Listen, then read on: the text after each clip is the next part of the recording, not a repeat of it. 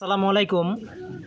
আজকে একটা নতুন ভিডিও নিয়ে আসলাম। ভিডিওটা হচ্ছে কবুতর যখন আমাদের গ্রিবাস কবুতরগুলো অনেক ফ্লাই করে আকাশে, কেউ কবুতর 2 ঘন্টা 3 ঘন্টা 3.5 ঘন্টা উড়ে, তো কবুতরগুলা উড়ে নামার পর আপনারা কিন্তু একটু রিকভারির জন্য এই মালটার রস কিংবা লেবুর রস দিতে পারেন। এই যে এখানে আমি কিছু মালটা নিছি, পরিমাণ মতো আপনারা আর বুঝবেন আপনার কবুতর কয়টা আছে ওইভাবে পরিমাণ মতো দিবেন, যেভাবে আপনারা শরবত বানিয়ে খান ওইভাবে দিবেন। এখানে লেবু আছে, মালটা আছে, যেভাবে করতে পারে।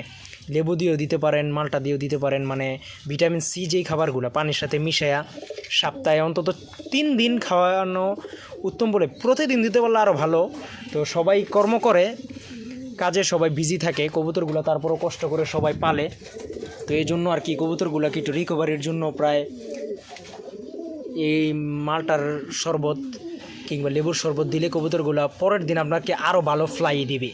কারণ কবুতরগুলো খুব পরিশ্রম করে আকাশে 2 ঘন্টা 3 ঘন্টা দম করে, তখন কবুতরগুলোকে যদি আপনারা এইভাবে শরবতগুলো খাওয়ান, দেখবেন কবুতরগুলো স্ট্রং আছে, দুর্বলতা ভাব কমে যাবে, রিকভারি হবে। কবুতরগুলো আপনাকে পরের দিন আরও ভালো ফ্লাই দিবে। যদি রেজাল্ট করা কবুতর পালেন তাহলে দেখবেন পাল্লায়ও ভালো করছে।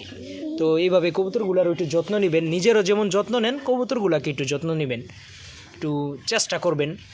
প্রয়োজনে কম পালেন, কবুতরগুলোকে ভালো মন্দ খাবার খাওয়ান, প্লাস একটু যত্ন নেওয়ার চেষ্টা করেন। অতিরিক্ত পাইলেন না, বাছাই করা কিছু কবুতর পালেন, ওগুলার যত্ন নেন ভালো করে। বেশি পালবেন, দেখা যায় যে মেনটেন যে করতে পারে তার তো কোনো প্রবলেম নাই, কিন্তু সবাই তো কাজকর্মে বিজি, অনেকের হয়ে ওঠে না। তো কবুতর তো ছাড়াও যাবে না, এরকম 2টা একটা কবুতর থাকলে যারা কবুতর পালে তারা তো কবুতর ছাড়তেও পারবে না।